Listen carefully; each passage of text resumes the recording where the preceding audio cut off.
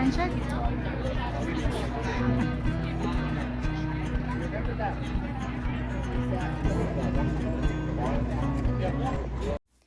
Всім привіт!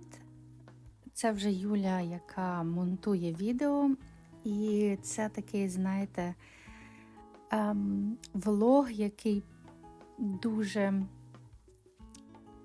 знаєте, важливий для мене. І він такий особливо сентиментальний, тому що це була моя перша поїздка в Чикаго, і я вперше намагалася зняти щось по типу влогу, саме такого дуже розслаблюючого, і в той час хотілося показати всі масштаби архітектурного дива цього міста. І у мене враження, вони просто неймовірні. Я максимально намагалась вам це все передати у відео. І трішечки вам поясню, що тут відбувається. Це наша поїздка у Чикаго вересень 2024 року. І ми тут плануємо річну таку екскурсію на кораблику, як я їх називаю, по річці. І я тут буду, знаєте, з'являтися інколи своїм голосом, знаєте, якось ділитися тими моментами, які, мені здається, дуже цікаві, і що мене особливо вразило. Але я все-таки буду залишати оригінальні відео гіда. Так, це гід, жінка, яка нам дуже красиво і цікаво розповідала про саме місто, про архітектуру і такі цікаві моменти із життя Чикаго. Тому я надіюсь, вам це сподобається, і насправді можете просто насолоджуватися видами і цими архітектурними дивами, навіть, знаєте, не слухаючи, скажімо так, ні мене, нікого, хто буде тут з'являтися, тому що, звичайно, було багато людей. Я максимально намагалася не знімати тільки будівлі. І ось, як ми бачимо зараз з вами на відео, це, до речі, місцевий транспорт, що називається public transportation, тобто він регулярно відвозить людей, пасажирів в будь-які частини міста. Звичайно, по річці у нас в Сан-Франциско теж є такі, ми їх називаємо фері. На них можна доїхати із Сан-Франциско до найближчих міст, як то Аламіда, Оукленд, Соселіто. Я думаю, варто поділитися такою коротенькою загальною інформацією про саме місто. Назва Чикаго походить від слова «шікааква», яке в мові місцевих індіанців означало «дика цибуля» або «часник». Ця рослина росла в регіоні, і її аромат був характерним для території. Коли європейці приїхали на ці землі, вони адаптували цю назву, щоб позначити нове населення, яке з'явилося в районі річки Чикаго. Саме місто було засноване в далекому 1833 році, і швидко стало важливим торговим і транспортним центром із зрозумілих причин.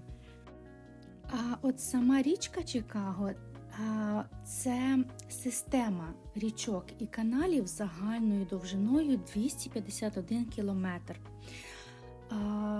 Незважаючи на порівняно незначну довжину самої річки, через її сполучення з озером Мічиган та річкою Міссісіпі, що впадає в Мексиканську затоку, Чикаго саме тому й був важливим промисловим і транспортним центром.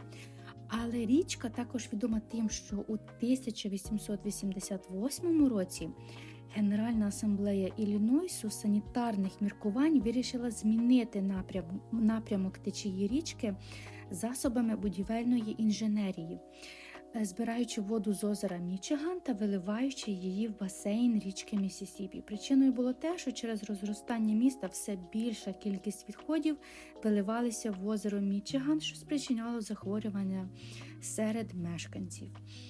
Я на цьому етапі не даватиму вам багато якихось фактів самого міста, даю вам щодо самого міста, даю вам можливість послухати нашого гіда, насолодитися прекрасними спорудами, які нам вдалося побачити, і я бажаю вам гарного перегляду. This was IBM Plaza. It was his last office building. Now it's the Langham Hotel Chicago and the American Medical Association.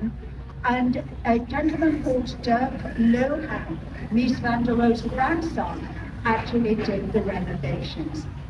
Ahead of us as we clear the bridge from 1967, the iconic Marina City Towers on your right. This was a city within a city. If you had a boat, there was a marina, grocery store, bowling alley, skating ring, you name it, this had it. Bertram Goldberg, the architect, gave us this **PERLINI feel to the building, because even though he knew Mies van der Rohe, he disagreed with him.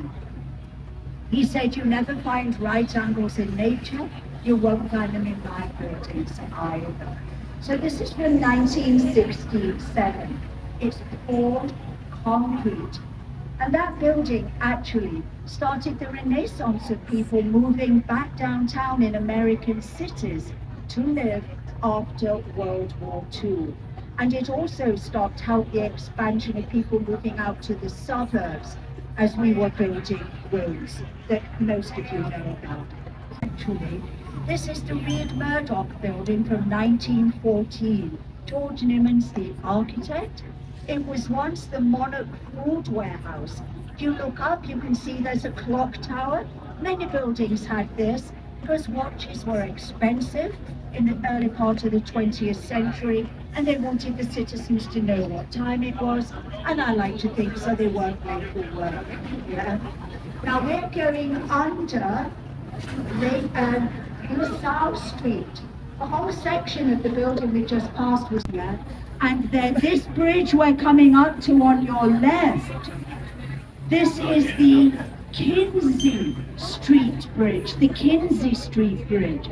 It's been up since 2011. There used to be railroads over here. Remember I said Wells Street Station, where Art on the Mark is, yeah? But there isn't a railroad anymore. It isn't needed. It was too low for boats, so it's now a landmark and in the up position. But once a year, the owners, Union Pacific, lower it, and they take like a little train over it, a tiny thing, to show that they still own it and use it, so it can't be taken down. And then it's put back up into the up when we're further down there as well. So it's a lovely shot of quite a variety of architecture. Okay, so I told you about Chicago. I'm going to come back to some other names and things you need to know later. But for now, I'm going back to my right and to architecture. I mentioned everything built on the railroad. This is 150 North Riverside. Look how narrow this is. 39 feet. This boat is 40 feet wide. The top, 120. So how do we start? Already, 1983, he used convex and concave glass. The glass is the color of the river. He also used the bend in the river in his design. So contextual means when an architect looks at their surroundings and uses those surroundings in their designs. We'll see more of this a little later. Now as we clear this bridge, on your right, built between 1930 and 1932, Graham Anderson Probst in white, 19. Remember I said we had railroads to your left as well. Well, obviously they're not needed anymore, so they stay in that up position. And these huge slabs of concrete you can see were actually how the bridge was laid. Привіт, це знову Юля. Мені тут дуже сподобалось, як виглядає річка з першого поверху, тому що наш кораблик він був двоповерховий і там зовсім інший вид. І тут мені так подобається таке враження, наче ти пливеш, тобто у воді, наче ти як рибка. Я знаєте, що поки ви тут будете насолоджуватися цим чудовим видом, я вам хочу розповісти про мою найулюбленішу споруду, яка називається Aqua Tower. Аква перекладається як вода, ви це знаєте, і в Чикаго вона дуже відома, тому що спроєктована жінкою-архітектором. І ця Aqua Tower, вона символізує воду. Цю споруду створила Жанна Ганг, або Джін Ген, яка є засновницею архітектурної фірми Studio Ген. Хмарочос був завершений у 2009 році, розташований у районі Lake Shore East. Aqua Tower має унікальний дизайн, що нагадує хвилі або потоки води, завдяки нерівній формі балконів, які виступають із фасаду. Вони створюють ілюзію руху та плинності, що робить будівлю вражаючою з естетичної точки зору. Висота хмарочоса становить 262 метри, і він є одним із найвищих будинків у світі, спроєктованих жінкою. Архітектурне рішення Жанни Ганг також сприяє енергоефективності. Виступаючі балкони захищають будівлю від прямого сонячного світла. Я вам зараз швиденько покажу фотографію, як виглядає саме ця споруда. Але, що цікаво, на той момент, коли ми приплили до цієї Aqua Tower, вже стемніло. І це все було на фоні заходу сонця. І у мене враження просто, знаєте, перехоплювали подих. Я настільки закохалася у цю споруду, і я надіюсь, що вам передасться, знаєте, таке, знаєте, відчуття, що це десь в якомусь сні, що це не насправді. Я зараз вам швиденько покажу фото і надіюсь, що ви відчуєте все те, що відчувала я, і дам вам можливість просто насолодитися цією поїздкою далі вже з музикою і без мого голосового супроводу.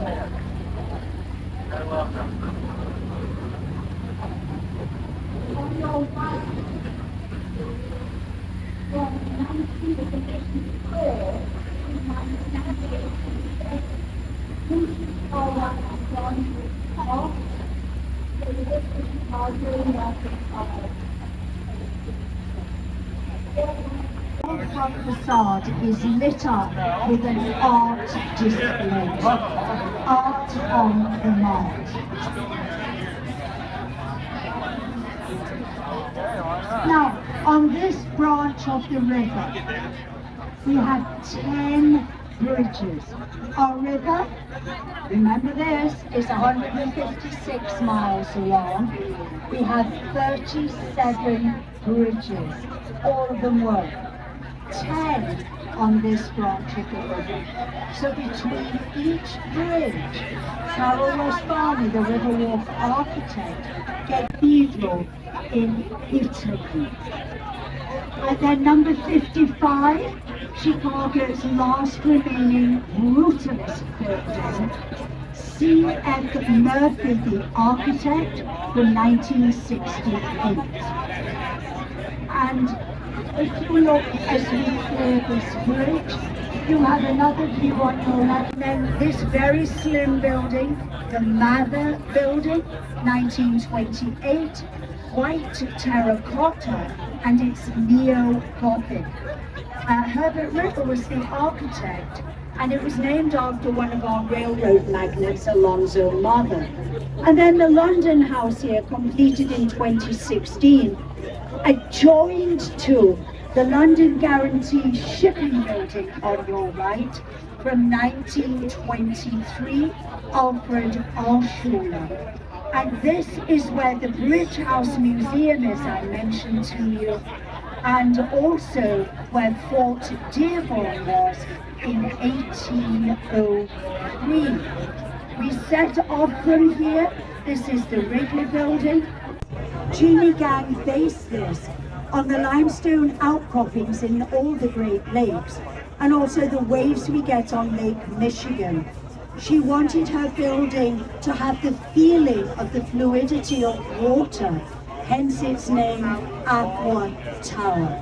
It was the tallest building in the world by a female architect in 2009, until on your right, these three, but I know it happens, you know. So anyways, a beautiful building now. 2001, the river. So our river now goes backwards. We get all our water from the lake. When that lock opens, the water comes in for the river, goes all the way back the way we just came, ends up in the Gulf of Mexico. We still get our drinking water from Lake Michigan. We have 2 massive filtration plants and then 12 more. And all the water from the river is treated all the way down, including St. Louis's water to the Gulf of Mexico. All you alcoholics out there, if you bought anything, if you bought anything from the bar, you have to drink it now. You cannot take it off the boat. Marine rules, not my rules. So if you have any alcohol, you've now got time to drink it before we get back.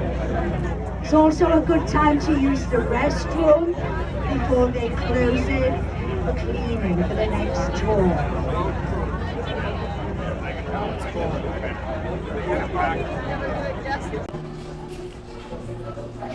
Hi. We're at Gordon Ramsay's restaurant. This is a burger place, and I'm having my vegan burger. They don't have any vegetarian options, but that's fine. These are just fries with garlic. And you are having what, Frank? That was kitchen burger. I already took a bite because Yeah. I'm so hungry. Yeah, and I am deeply impressed by the service here. So as soon as we got here and we sat, the waiter came in, he introduced himself, and he was very attentive to details, and he was very nice, which is kind of surprising to me because we've been to many places here in the US, but so far, this is my favorite, I guess, when it comes to service.